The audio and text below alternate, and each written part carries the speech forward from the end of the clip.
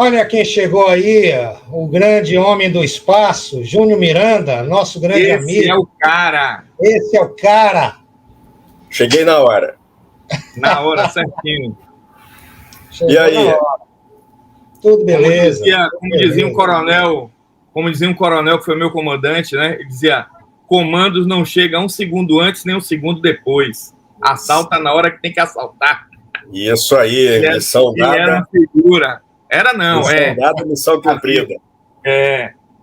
Aí quando a gente estava lá em reunião, que não sei o quê, que não vai ser possível. Aí ele virava de lado assim, ó, mostrava a manicaca. Eu sou comandos. Não existe nada que seja impossível. O bicho era uma onda, ele. Mas, Júnior, que prazer, meu amigo. Olha, esses 15 anos, sem você, essa live de hoje, sem você, não teria graça. Não tinha como. Quem sou eu? Não. Quem sou eu? Rapaz, quando você disse, pô, Rui, meus horários, veja aí, tal, eu saí mexendo aqui, mas para poder você chegar. Isso aí, beleza. E o The Commander já lhe recebe dizendo: saia bela, entra a fera. Ué. Tá certo. E o homem é fera mesmo aí, viu? É isso aí. Aí eu queria dar aí pessoalmente aqui para todo mundo os parabéns, né? Bom dia feliz aí, não podia ficar de fora.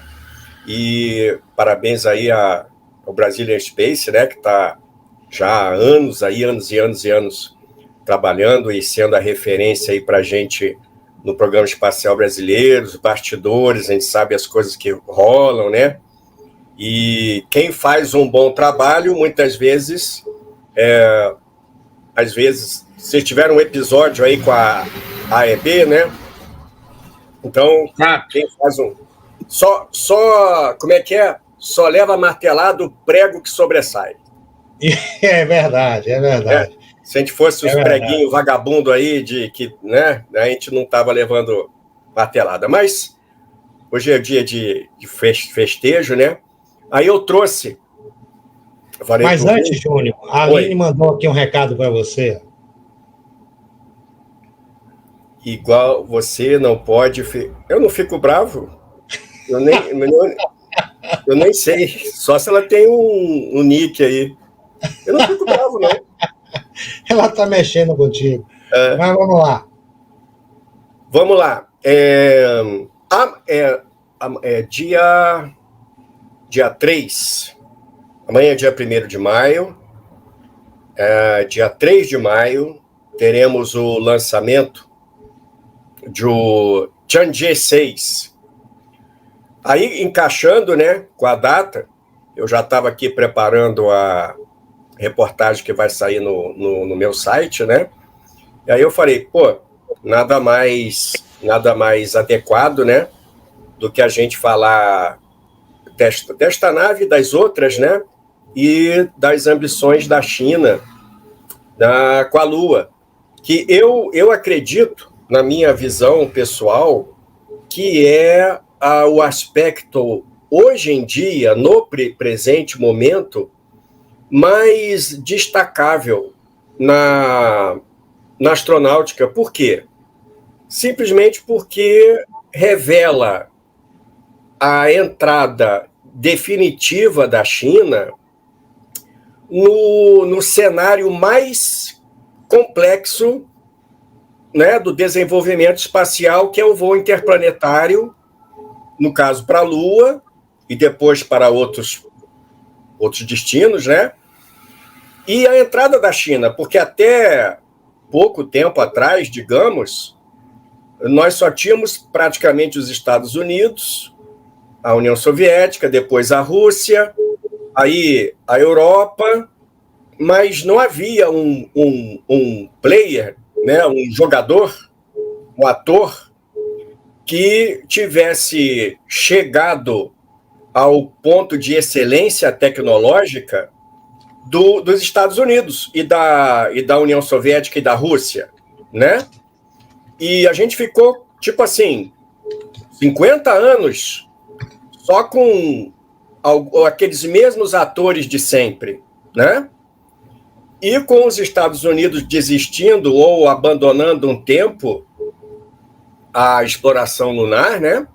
Com aqueles problemas todos, a Rússia nem se fala. E agora, há muito pouco tempo, a exploração comercial. E ainda assim, baseada principalmente no investimento público-privado do governo dos Estados Unidos, que é a Astrobomb. Está confirmado mesmo, Júnior, o voo, o lançamento amanhã? Dia 3, Tianjin 6. Entre 9h27. 6h27. Quinta-feira, Duda. Quinta-feira. Quinta-feira. Dia 3. Amanhã não. Então vai partir do Wenchang. E muita gente, até pouco tempo, dizia que a China não teria capacidade tecnológica de fazer um voo lunar. E eles já aprovaram, né? Sim. Então eu acho que agora, para esses próximos anos, se os americanos não conseguirem aprontar os seus veículos para um pouso tripulado na Lua em 2026, e se a coisa for atrasando, existe a possibilidade do chinês chegar antes. Existe uma possibilidade, né? Porque o chinês tem... Isso já tinha levantado, né? Ele tem um projeto lunar unificado. Ele não fica dependendo, ele não depende de contrato e disso e daquilo. De aprovação do Congresso. Não. O Congresso está querendo puxar verba para o seu estado. Isso. Exatamente. Isso. Então não tem, a ordem vem de cima. A gente sabe que o chinês ele tem aquele passo lento, passo a passo, né? Mas é uma certeza. Ele anda devagar, mas ele vai chegar. Né? E eu creio que uma vez... A prova somos nós. E quando o Brasil começou a parceria com a China, eles estavam besteirinha na frente da gente. Sim. Verdade. Olha onde eles estão. 1986, quando foi assinado o programa... E hoje estão... do quadro. Exatamente. E hoje estão fazendo tudo que estão fazendo. E como eu sempre falo, já passou a época de equipamento chinês ser sinônimo de equipamento de má qualidade. O chinês, ele fabrica... Se você pedir, ele fabrica coisa que não presta, coisa descartável. Mas se você pedir, ele vai produzir o top, como a gente pode ver na estação espacial. Né? Fantástica. Né? Nós tivemos aí, há poucas horas, pousou o Tianzhou 17, 12º voo tripulado chinês, né? E todos os voos com... Eu estava assistindo, viu, Júnior? 4 da manhã eu estava aí, viu? Então, e o equipamento de maior qualidade. E aí, já entrando aqui no papo, eu coloquei aqui, fiz aqui um PowerPoint aqui, deixa eu compartilhar aqui com vocês, deixa eu ver aqui. E aí, enquanto eu vou falando, vai tendo umas imagenzinhas aqui básicas de...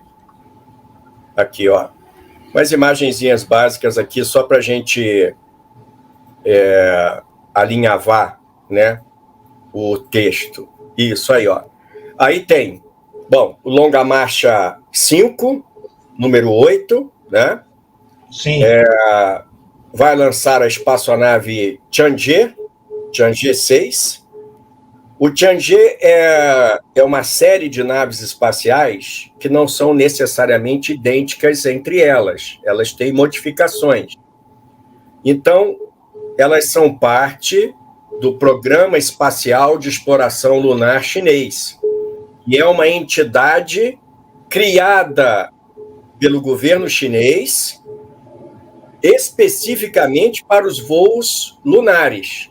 Então, todo o desenvolvimento, o aproveitamento dos foguetes disponíveis, o planejamento das missões, o requerimento para a construção das espaçonaves, a determinação da carga útil, tudo é a CLEP, sigla em inglês, Tudo isso é englobado por uma entidade e que ela tem poder total de fazer as exigências.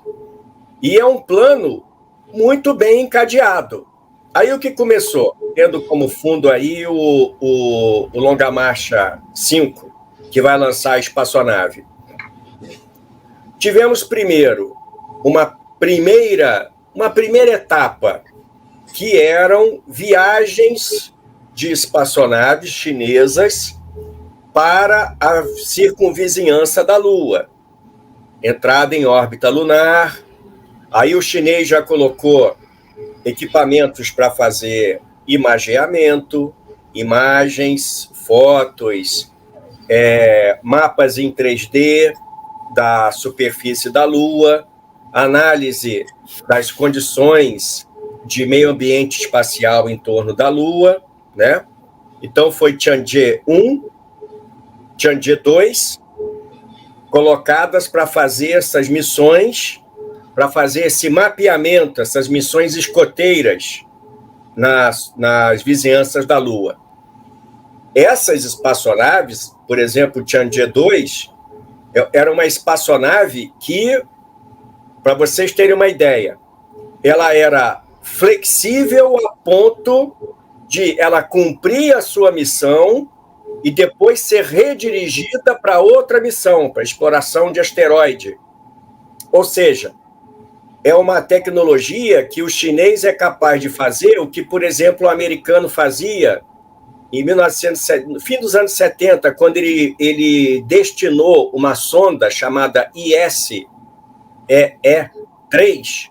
para sair da magnetosfera terrestre e do meio ambiente interplanetário, observação do ambiente solar, e encontrar com o cometa Jacobini-Zinner. E outros exemplos depois. E os russos, quando mandaram duas Vega, que passaram por Vênus, largaram um módulo de aterrissagem e depois foram para o Halley. E os americanos com a Voyager, usando gravidade assistida para passar de um planeta para o outro, o chinês ele já percebeu que as suas naves também e a sua tecnologia permitia flexibilidade, ou seja, isso demonstra que a tecnologia está madura. Então, só de observar isso, que eles podem ter essa flexibilidade, você já vai sentindo a confiança. Ô, Júnior, fazer uma pergunta para você. Os chineses já têm algum foguete capaz de lançar uma cápsula tripulada em torno da Lua? Tem. Eles já desenvolveram o 921, ou Longa Marcha 10. Longa Marcha 10. E estão também, ao mesmo tempo, desenvolvendo o Longa Marcha 9, que são foguetes de extrema potência, e o 10 pode lançar a espaçonave lunar tripulada chinesa, Mengzhou, para a órbita lunar, e também desenharam o módulo lunar. E aí uma missão composta, onde eles podem fazer o encontro no espaço e descer o módulo lunar na superfície da Lua e retornar. E o Longa Marcha 9, para ele ir dando apoio para o posto avançado lunar que eles querem fazer, e convidaram a Rússia, e vai vir convite para outros países, em especial a Europa. Estados Unidos ainda vai estar fora. Ou seja, tem os veículos, tá? E eu vou dizer uma coisa, ô Duda, o Longa Marcha 5, eu andei estudando aqui, o Longa Marcha 5 é capaz de colocar uma Chenzhou em voo circulunar, se fosse necessário, uma emergência, uma situação fora do normal, eles poderiam adaptar o Longa Marcha e adaptar a espaçonave para fazer o voo lunar, como os russos fizeram com a Soyuz e o Proton. Eles só removeram o módulo frontal da Soyuz e ela passou-se a criar uma outra espaçonave com base na Soyuz, que era a L-1, que era uma nave que foi usada para fazer voo circulunar não tripulado. Então, com isso que está aí, os chineses já poderiam visitar a circunvizinhança da Lua e tirar fotos, etc.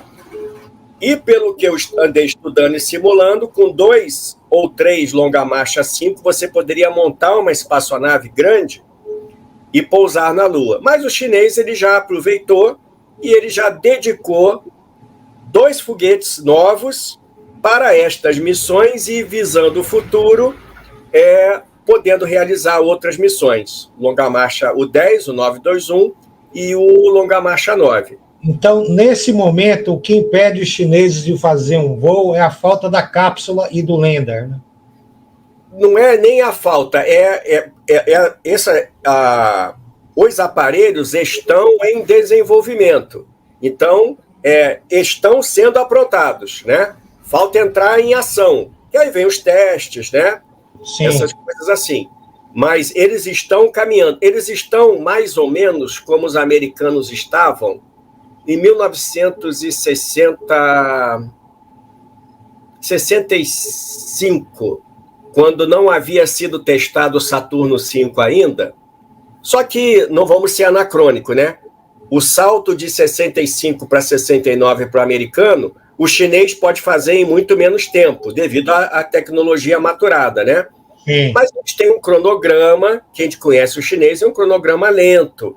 Aí falta colocar em atividade o longa-marcha 921, depois testar o longa-marcha 9, né? Fazer todos os testes. Por isso que eu acho que está se encaminhando, sim, para uma alunissagem tripulada em 2030, pelos chineses, né? Então, longa-marcha 5, que vai ser lançado do chamado Espaçoporto Lunar Chinês. Quando eles montaram o Enchang, que é próximo à costa, justamente para os detritos, os destroços dos foguetes grandes já caírem no mar, e você permitir um azimuth de lançamento também, eles já fizeram o Enchang há anos e anos atrás, pensando no programa lunar. Você vê que tudo se encaixa.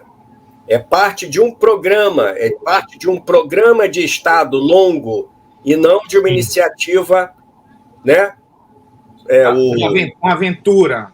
Não é uma aventura, não é um pulo do sapo, é uma caminhada, né? Aí o que acontece?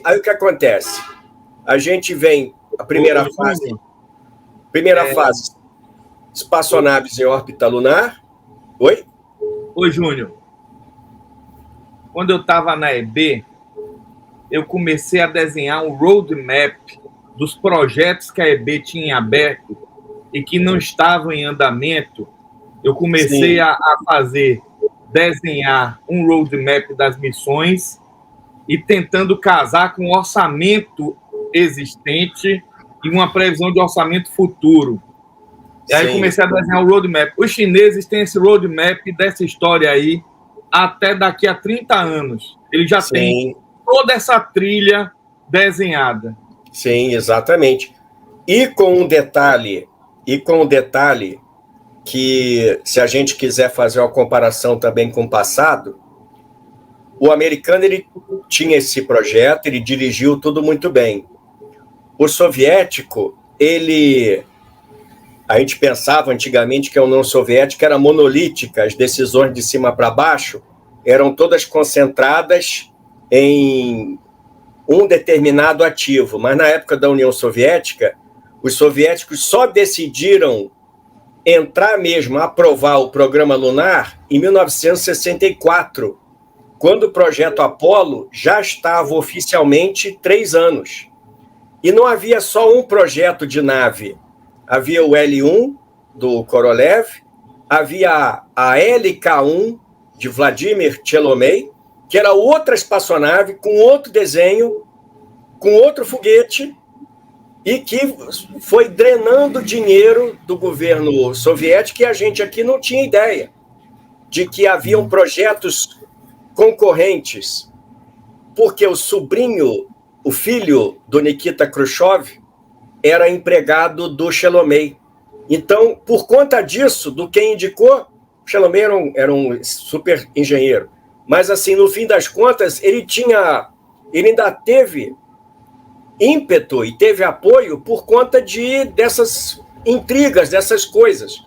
E no final, lá por 67, 66, é que foi aprovado um voo circulunar com a nave do Korolev, usando o foguete Proton do Shelomey, que está aí até hoje. E só depois a aprovação do foguete N1, foguete gigante. O chinês não, ele determinou. Espaçonave esta, o foguete é este, foguete menor porte 921, depois o longa marcha 9, para estabelecer o posto avançado lunar. Ou seja, uma coisa muito mais planejada, com muito mais direção. E aí eu estava falando, primeira fase de sondas espaciais lunares, sondas orbitais lunares. Depois, a próxima fase, os veículos que pousavam na Lua, o alunizador em desenvolvimento, e uma extensão dessa outra etapa, uma nave que pudesse voltar da Lua. E aí o que eles fizeram? Aí eu estou aqui com o exemplo do Tianjie 5. Eles lançaram o Tianjie 3 e 4, espaçonaves que tinham aquele pequeno Jeep, o Yutu, que era um Jeep, um rover lunar, para fazer as pesquisas em solo lunar. Aí o que acontece? Maturaram a tecnologia e utilizaram o chassi do alunizador para a próxima fase, da qual pertence o Tianjie 5, 6, 7 e 8, que são naves mais ou menos com este desenho. O Tianjie 6 é a espaçonave reserva do Tianjie 5 e ela é equipada para voltar à Terra com amostras feitas, colhidas pela broca, e de volta à Terra trazer praticamente aí 2 quilos de amostras de solo. Aí vocês me perguntam, e a fase de voo de volta à Terra, eles treinaram? Sim, eles treinaram com uma outra espaçonave chamada CE-5T1, que seria a espaçonave de teste para Tianjie 5. E essa CE-5T1 fez uma volta em torno da Lua e voltou à Terra para testar as tecnologias de retorno à Terra. E detalhe, a cápsula que voltou à Terra e pousou de paraquedas era uma miniatura da cápsula da Tianzhou, que a gente viu hoje retornar. Eles aproveitaram a aerodinâmica da espaçonave para justamente economizar em termos de desenvolvimento. Aí abriram o caminho para Tianjie 5, que a gente acompanhou em 2020, foi o primeiro retorno de amostras, e para a nave gêmea, que está aí a Tianjie 6, para fazer a alunissagem lunar, fazer um estudo da superfície da Lua, colher amostras e trazê-la de volta à Terra. Uma parte dessa etapa aqui representando aqui as etapas de voo da espaçonave até a Lua, e aqui em cima um outro aspecto, que são os satélites retransmissores, o Kekiao. Eles lançaram também um Kekiao, um satélite relay, que para fazer a retransmissão dos dados entre a sonda pousada e a superfície e a Terra, fazer a triangulação. E esse satélite retransmissor ele vai servir para as outras missões da Lua. Aí, está aí o Kekiao satélite retransmissor, é o Kekiao 2, já tinha outro antes. E aí o que acontece? Aí os chineses estão, então, repetindo a missão da Tianjie 5 para terminar de amadurecer todo o cálculo de trajetória, a programação de trajetória, partida da Terra, órbita de estacionamento, partida para transição lunar, entrada em órbita lunar, descida do módulo de alunissagem, subida da cápsula com amostras, acoplamento com a espaçonave, a metade que ficou em órbita, e o lançamento da cápsula de amostras de volta à Terra e o pouso. todas essas etapas são repetíveis no voo tripulado, porque envolve colocação em órbita, na órbita-alvo inicial, injeção translunar, frenagem para entrar em órbita da Lua, largagem do módulo de alunissagem, trabalho na superfície, decolagem, encontro com a nave-mãe e o retorno à Terra. E tudo com componentes que podem ser reutilizados ou usados como base para desenvolver os veículos tripulados e não tripulados que vão ser usados no futuro. Aí uma visão... A manobra de captura dos orbitadores, dos veículos chineses que vão para a Lua, eles estão frenando usando os propulsores ou eles estão usando aquela captura pela zona de influência da Lua, e eles vão diminuindo o apogeu, ele entra naquela órbita elíptica, bem elíptica. E depois para ir fazendo faseado, não. Eles fazem injeção e vão fazendo correções de trajetória. Certo. Fazendo as TCM, as Trajectory Correction Maneuver. Mas eles, aí como eu falei para você, eles têm experiência em fazer estas adaptações para aproveitamento gravitacional, como fizeram com o Tianjie 2, que aproveitou a mecânica orbital e foi lançada para uma missão asteroide. E eles têm condição de colocar espaçonaves em pontos lagrangianos, entende? Aqueles pontos equidistantes, né? Sim. Eles têm também estas capacidades, né? E aí, sendo o Tianjie 6 bem sucedido, podemos ter aí o Tianjie 7, que pode ser que seja lançado em 2026, que é uma espaçonave mais complexa. Aí dá para ver, essa aí é a Tianjie 7, dá para ver que ela tem essa parte redonda grande lá atrás, é a estação que fica orbitando a Lua. Orbiter. Né? O orbiter. Fica ali orbitando. Aí a parte onde tem as pernas, que a gente pode ver ali, as 3 das patinhas ali escondidas, ela desacopla e vai para a Lua. E ela tem um mini satélite também, um mini satélite lunar, e tem um módulo independente, que pode sair da espaçonave principal e pousar na Lua e fazer uma exploração por conta própria. Objetivo principal é fazer um levantamento das condições lunares, observar água, depósitos de água, uma pesquisa mineralógica para servir ao ILRS, que é uma sigla adotada em inglês pelos chineses, que é a Estação de Pesquisa Lunar Internacional, que já foi apresentado um desenho, um esboço, com módulos russos também, equipamento russo convidado, e deve entrar mais parceiros. Essas nações aí que estão meio emergentes, os Emirados, Egito, podem ser atraídos pela boa vontade, né? Pela disposição chinesa de fazer a cooperação, entendeu? Paquistão. Então, né? Paquistão também? Paquistão, não sei. Creio que não ouvi, não posso te dizer. Creio que não, tá? Índia talvez possa. Talvez possa. E aí, ó, uma visão do orbitador. Esses módulos orbitais vão ser os módulos que ficam aguardando a espaçonave retornar, todos com desenho padrão, repetindo o desenho.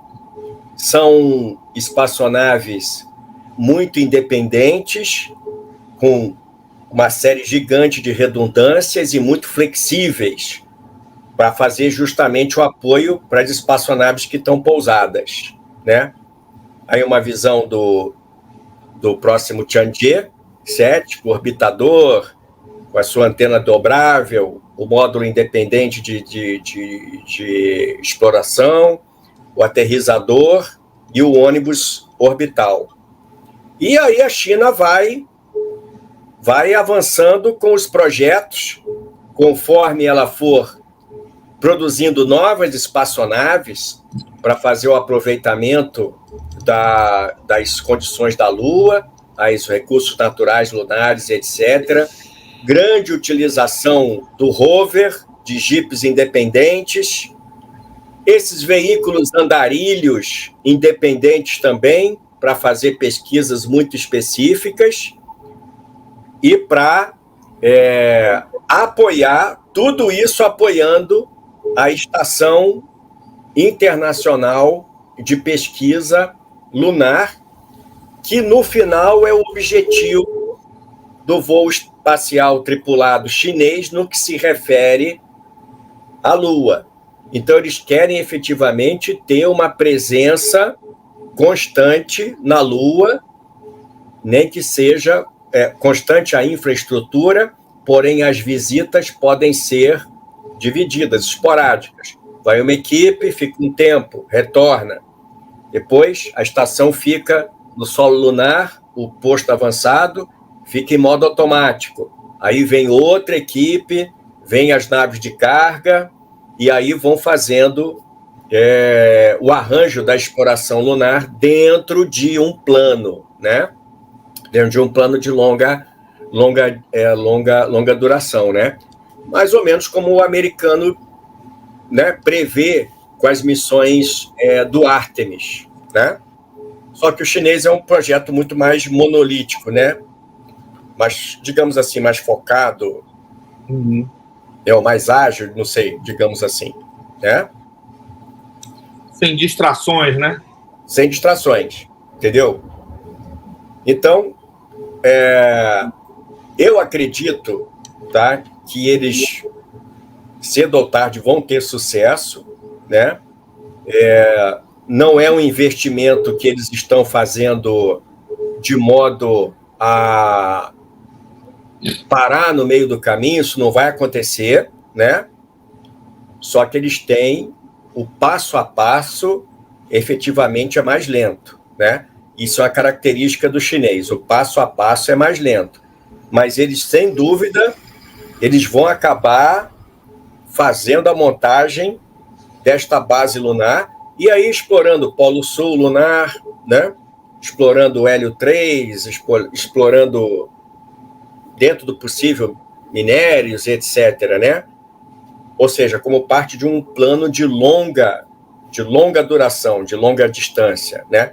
Aí, sem falar, né, que eles também têm planos para outras missões para Marte. Eu acho que é possível que o primeiro retorno de solo, amostras de solo marciano, seja chinês, né? Por aí também por 2030, talvez, porque eles estão também empenhados na pesquisa do espaço translunar, o espaço além da Lua, né? E com equipamentos semelhantes aos utilizados no programa lunar, para dar um senso comum, né? Uma utilização comum. E aproveitar essa herança também, né, de voo. Isso, né? aproveitar a herança. Uma herança, uma evolução, né? Isso. A partir de passos anteriores, né? Um passo a passo, né? E eles têm outros projetos também, missões para Júpiter, ou seja, são missões altamente complexas, né?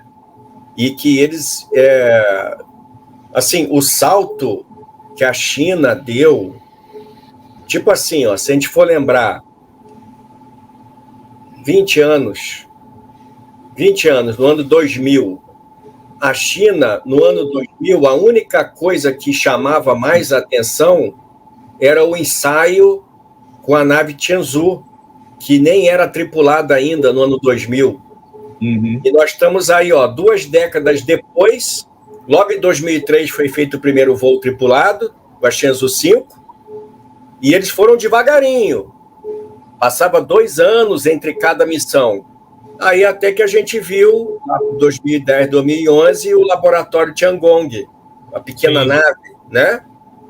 Aí você já ia vendo que eles tinham a ambição de montar coisas maiores. Eles também, né, divulgavam, né?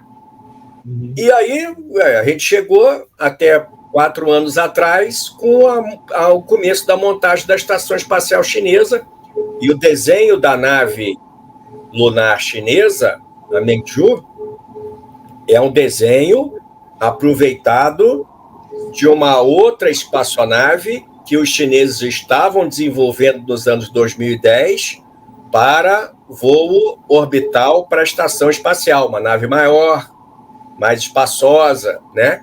E que eles já vinham testando também. Ou seja, todo projeto, ele é pensado em longo prazo. Então, começa a aparecer agora os frutos. E aí, na rede social, o pessoal fica... É incrível, né? O pessoal fala, eu não sabia que a China tinha pousado em Marte. Entende? Sabe? Agora, pareceu de uma hora para outra, mas não foi. Para quem foi estudando e acompanhando, foi o passo a passo, né? E aí, depois da Tiangong 2, que teve aquele perrengue, que eles iam dar uma freada, mas veio logo a 3 e já veio... Por quê? Outro detalhe, Rui. O Tiangong, laboratório espacial, eles utilizaram o mesmo design para a nave espacial cargueira. Então, eles tinham um grande cabedal de desenvolvimento e muito estudo num projeto também flexível, podia ser usado em várias instâncias. Então, eles tinham grandes equipes trabalhando em projetos concomitantes, porque a estrutura geral era a mesma, né? Então, eles aproveitaram um grande investimento, sobretudo humano também, né? Os profissionais que estavam trabalhando. E aí eles viram todos os problemas que aquelas primeiras missões tiveram, as 2 missões batedoras tiveram, e aí e naquele meio tempo, produzindo o módulo principal da estação espacial. E aí, logo depois, como você falou, passou aparentemente um pulo, já começaram a montar a estação espacial, que está na sua fase aí, a fase inicial, original, já está pronta. Os 3 módulos já estão prontos. E permitiu que eles tenham planos de aumentar essa estação, acoplando módulos que eram reserva, elevados à condição de voo, para serem agregados na estação espacial, caso eles vejam necessidade, né? Então, equipamento de alta qualidade. E aí, só para se encerrar, é só para imaginar, né? A primeira nave chinesa que chegou em Marte, ela já chegou pousando em Marte, colocando uma estação em órbita e soltando um rover. Entende? Foi 3 pancadas de uma vez só. Sim. Entende? Tudo exatamente. Bem que a gente sabe que hoje o desenvolvimento em si da tecnologia é muito maior. Mas, assim, é como se logo de cara o americano, ao invés de mandar uma Ranger para cair na Lua simplesmente fazendo imagem, ele já chegasse com uma espaçonave de pouso lunar e uma nave em órbita, né? Sim. Claro que antigamente era uma coisa e hoje é outra. Mas, mesmo assim, é impressionante este voo. Mas, se você vai observar o conjunto, você percebe que tem essa entremeado comum entre os projetos, né? Sim. Então, eu acho que é um momento muito interessante esse. A gente fala de foguete reutilizável, de Elon Musk, não sei o quê, Starship, que pode ser que entre em operação. Eu acredito que o Starship, para lançamento de satélites, vai acabar em operação. Agora, eu acho que o principal hoje é a emergência, não é nem a emergência, é o estabelecimento da China como potência interplanetária, né? E trazendo a reboque a Índia, né? Trazendo a Índia. Que a Índia também tem capacidade. trouxe uma observação aqui, Júnior, que há 20 e 30 anos a China tinha o registro de patente semelhante ao nosso. Hoje tem mais que o dobro de registro de patente dos americanos. E mais de 500 mil patentes registradas anualmente. Exatamente, né? Ou seja, é tudo parte de um plano. Aí, as várias espaçonaves planejadas da China, Tianjin 6, 5, 6, 7 e 8, né? Espaçonaves para o pouso lá no Polo Sul lunar e etc. Tudo para o monte de rover, os veículos independentes gafanhoto para pousar na Lua e fazer observações a grande distância. E se uma nação consegue colocar esses robôs automáticos tão avançados e tão flexíveis, você pode extrapolar que o voo pilotado humano, ele tem uma boa base, né? Ele tem uma boa base. Né? Com certeza. Porque, assim, lembrando que a China, na Lua, em termos de missão não tripulada, ela está dando de 7-0 nos Estados Unidos. Sim, sim. Né? É lógico. Se você colocar a missão lá, as missões Apollo que pousaram com tripuladas, pô, não vamos comparar. Mas se você considerar que os Estados Unidos nunca mandou um rover para a Lua, e a China já botou 5 lá, aí não sei. O YouTube 1 e 2. Sim. Então. E o americano também, ele nunca conseguiu, também, porque não tentou, trazer amostras em modo automático da Lua. E só os soviéticos tinham conseguido isso. Fazer a perfuração, puxar o núcleo de solo, enrolado naquele tubo de plástico, colocar numa cápsula e trazer de volta à Terra. Isso é coisa de 1970, né? E o chinês chegou, aí ele fez os pousos, fez orbitadores, fez a fase de pouso, soltou o rover, e aí testou... E aí se sentiu tão seguro e confortável que quando foi para Marte, já foi de vez. Já botou tudo, entendeu? E sendo que lá o ambiente é diferente, porque lá tem atmosfera. Sim. Na Lua é outro tipo de descida, mas eles já maturaram a tecnologia, porque eles têm capacidade de... Eles extrapolaram e adaptaram os estudos com os veículos de reentrada terrestre. E também, claro, tem acesso às pesquisas de Viking e outras espaçonaves, da Mars, etc. Claro, eles têm o cabedal de conhecimento, né? Mas é isso que você falou, chegaram lá e mandaram a espaçonave de pouso e o rover Zhurong, que é um rover grande também, mas é um aparelho grande, né?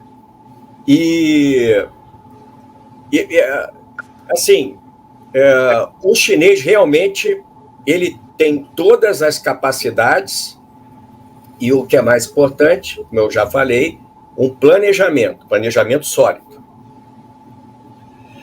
O Gabriel tem uma pergunta aqui para você, o Júnior.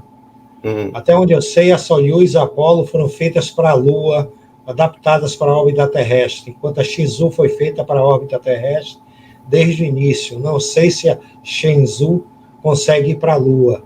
Consegue. Estou correto, professor? Não, está em meio a meio. A Soyuz não foi projetada para ir à Lua. A Soyuz era parte do complexo Soyuz, que, em 1962, previa uma nave multifuncional que pudesse fazer voo em órbita terrestre e pudesse ser usada como parte do complexo 7K, 9K, 11K para fazer o voo lunar. Mas era muito rudimentar em 62 esse projeto. Aí, a Apollo, sim, desde o início era uma nave para circunnavegação lunar, depois uma nave de pouso lunar com voo direto, sem encontro em órbita, e depois o voo lunar com encontro em órbita lunar. E o Chenzhou foi construído com base na Soyuz. Eles compraram equipamento da Soyuz. E, obviamente, se a Soyuz, aquela cabine dela, o módulo de retorno, o Sputnik Apparat, o veículo de pouso, ele só precisava de falando de modo simplório, uma pequena modificação na parte de proteção térmica e balanceamento para fazer o voo lunar, como efetivamente fez. Eles pegaram a Soyuz, removeram o compartimento de habitação, reforçaram a cápsula, ela tem um desenho um tanto diferente por conta da casca externa de resina fenólica, e aí, com essa pequena modificação, fizeram uma nave de voo lunar. Com a Tianzhu poderia ser a mesma coisa, tanto é que, como eu falei, vocês vão lembrar, a CE-5T1 usava uma pequena cápsula com a planforma geral da Tianzhu, entendeu? Então, perfeitamente habilitada para fazer a reentrada skip, a reentrada controlada do retornando de voo lunar, né? E agora, o chinês faz a mesma coisa. A espaçonave de voo lunar também tem uma versão para voo de táxi em órbita terrestre apenas, entendeu? Tudo é muito bem encadeado e planejado. O Alberto diz aqui, Duda, Rui e Júnior Miranda, após um pouso sucedido dos chineses na Lua, os Estados Unidos irão olhar de modo amigável para eles, a corrida ficará mais acirrada. Acirrada, Alberto, já está até a nível de inteligência. Sim. Já está. E de propaganda. Mas amigável, jamais. Não há chance. Não há chance. Primeiro porque países não têm amigos, né? Tem interesses. Isso aí aqueles velhos, né? Velhos políticos já diziam. E existe ainda não vamos entrar muito nessa seara, mas existe uma aversão grande do americano em relação ao chinês. Aliás, existe uma aversão grande do americano a qualquer coisa que não seja Estados Unidos, Canadá, Inglaterra e Austrália, né? O resto eles veem a gente mais ou menos como... Narciso acha feio que não é espelho. Exatamente, né? É claro que a gente não vai, assim, exagerar, mas, no fundo, assim, você olhando no preto no branco, você vê que não tem amizade, não, né? Ainda mais com a gente aí que é do quintal, né? Agora, eu não sei se vai haver uma corrida, por quê? Uma corrida existe quando as duas equipes se importam com o que a outra está fazendo para chegar primeiro. E o chinês, eu vejo especificamente nele, ele tem um plano, eu vou para lá, e eu vou ficar lá. Se o americano vai chegar primeiro para dizer que voltou à Lua antes da gente, ele está pouco ligando, ele quer estabelecer a presença permanente. Entende? A China tem mais de 4 mil anos de história, né? Então, nós vemos como uma corrida. Em certos aspectos, podem ser aproveitados como corrida, como propaganda. É claro que a China tira dividendo, né, com esses sucessos todos. E a China é um país que, ao contrário dos Estados Unidos, como não é mais, a China ela promove a sua pesquisa científica e tecnológica na astronáutica. A garotada chinesa, os moleques, as criancinhas, menininhos e menininhas, querem ser astronauta, né? Você vê, os filmes chineses sempre mostram os astronautas como heróis. Eles têm todo um esforço de cultura. Para quê? Para ir criando a mão de obra do futuro. E o americano, a gente vê que a sociedade em si está em um processo de degradação, né? Isso está acontecendo. A China não está. A China não está degradando a sociedade, né? Tem todos os defeitos, né? Inerentes ali à falta de liberdade, etc., né? Mas, como nação, com todos os pesares, ela está prosseguindo, né? E eu acho que ela não está se importando muito. Se forem os primeiros a chegar nessa nova fase, ótimo. Mas também, se não forem, eles têm o objetivo de longo prazo, é chegar lá para ficar. Eu não sei se os americanos vão chegar efetivamente para ficar, entende? Não sei se vai ser realmente isso, se vai ser do jeito que eles estão falando, ou se a iniciativa privada vai tomar o lugar do incentivo estatal, que eu acho muito difícil, porque a iniciativa privada vai até certo ponto, né? Porque tem uma hora que o que não vale para o que não dá lucro para o empresário, ele não vai fazer, né? O Estado é que tem a obrigação de fazer, caso seja uma demanda da sociedade, né? Verdade. A não ser que o próprio governo crie a demanda, né? A não ser que o próprio governo crie a demanda. Entendeu? Como nós vimos a Intuitive, né? É um projeto fundeado pela NASA, né? Da Astrobotics, que perdeu o aluniçador também, né? Esse programa CRIPS é um programa em que a NASA paga para as empresas uma parte para que elas desenvolvam as tecnologias de pouso, aproveitamento do solo, etc. E as empresas recebem um aporte e são livres para procurarem clientes para o mesmo voo, desde que não impacte a demanda da NASA, como foi a Intuitive, que ela teve uma série de clientes ali que colocaram umas cargas, etc. Né? Ou seja, tem esse aspecto também com relação ao programa aí dos americanos. Né? Mas eu acho que a entrada da China, o estabelecimento da China como essa potência interplanetária, vai dirigir muitas das nossas atenções aí nos próximos anos. Mas, Júnior, de tudo disso aí que você falou da China, eu acho que tem um aspecto que você deve estar adorando. E pelo menos a China está deixando o Bill Nelson com mais rugas, não está, não? Ah, tá. Até porque ele sabe que a Spaceship é uma piada. Mas, enfim. E ele teve uma audiência aí do Congresso que ele falou um monte de... Eu acho que ele tá gagá também, né? Tá parecendo. Deve ser massa uma conversa dele com o Biden, né? Cara. Não, e eles vão se entender, porque um vai falar uma coisa, o outro vai achar que entendeu alguma coisa, vai responder, e entende? No final, os dois vão ter dois assuntos diferentes nos quais eles concordaram em tudo. É verdade, é verdade. Entendeu? Mas aquela coisa, o cargo da NASA foi dado a um político.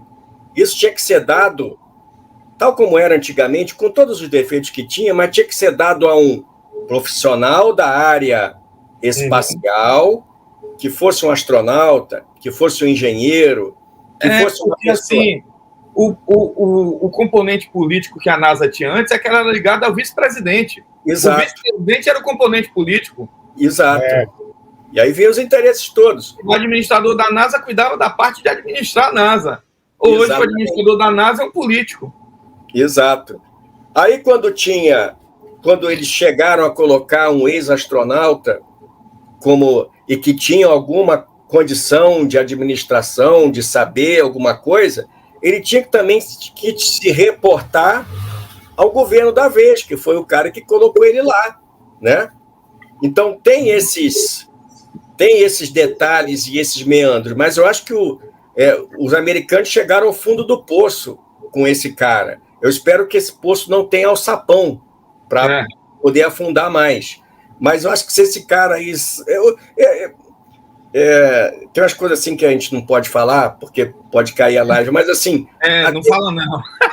Até a escolha de certas pessoas não está sendo mais pela competência, tem uma série de coisas aí que não estão batendo muito, entende? Mas vamos ver no que vai dar. E, enquanto isso, os chineses estão aí formando engenheiro direto, entende?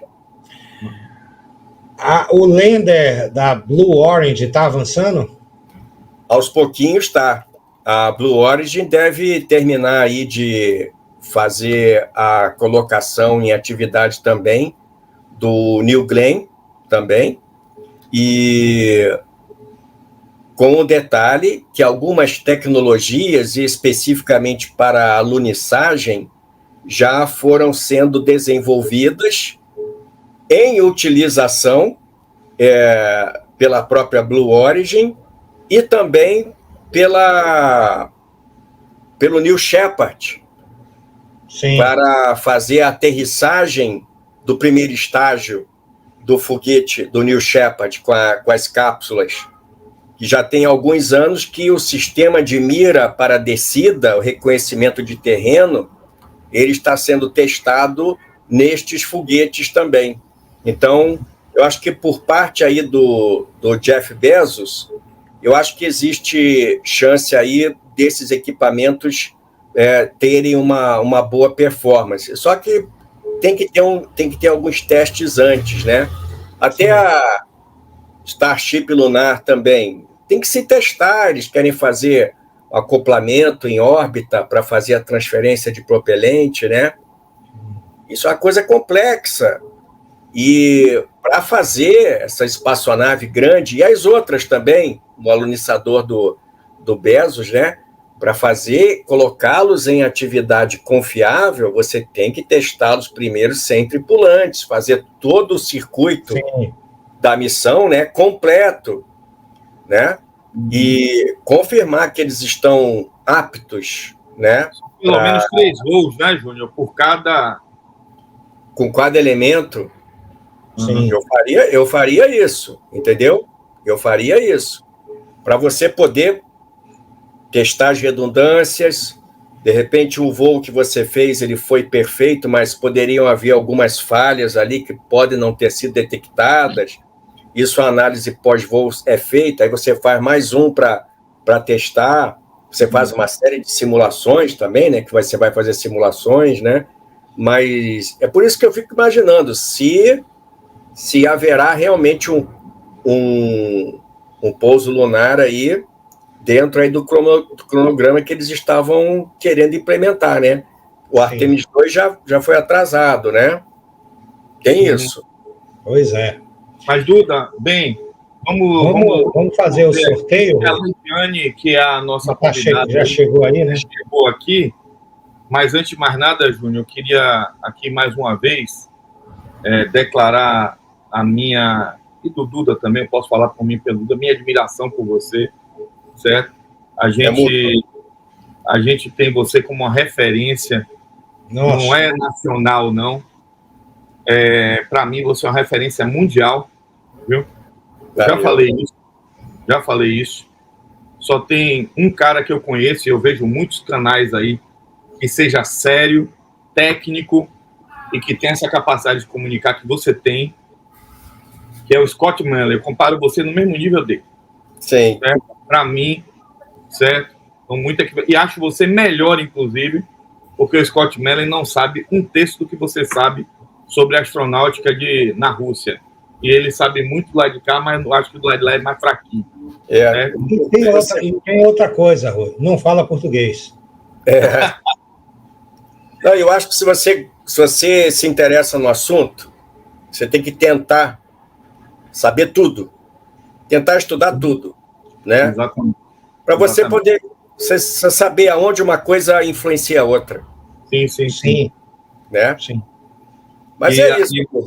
E ter você nessa parceria aqui com a gente, nessa amizade, nessa cooperação, para a gente é muito, muito importante e enriquecedor, viu? Eu falo com o Duda isso direto.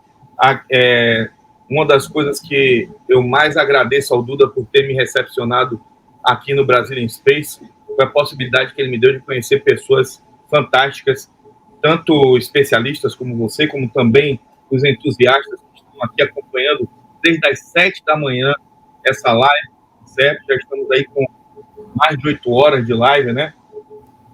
E deixa eu fazer aqui uma declaração com relação a isso que o professor Rui Botelho está dizendo. Na realidade, não fui eu, não. Foi a cara de pau dele. Como eu também entrei nisso de cara de pau. Então... Tá certo, Dudu. Valeu. Então é isso, é a cara de pau. Ele me procurou, né? E quando ele me procurou, eu pensei que ele fosse um. Porque tem um Rui Goteiro aqui na Bahia, que é muito conhecido na área, ele é jornalista esportivo. Ele achou que era Araponga da BIM. Aí foi. Ou era o jornalista ou era o Araponga da BIM. Mas, enfim, o importante é que nós nos conhecemos e o blog se fortaleceu muito com isso. Muito obrigado, Júnior. Eu só vou lhe pedir mais um favor, sem querer abusar muito. Me diga um número entre 21 e 47, por favor. O número entre 21 e 47? 21 e 47? 40. Deixa eu ver aqui. Bem, pessoal, preciso que vocês me ajudem a identificar quem é esse cidadão aqui, ó. Ele entrou aqui na live, vou botar o nome dele aqui, ó, o Nick, né? Cadê? Eu copiei aqui, o nome não veio. Se alguém conhecer aí.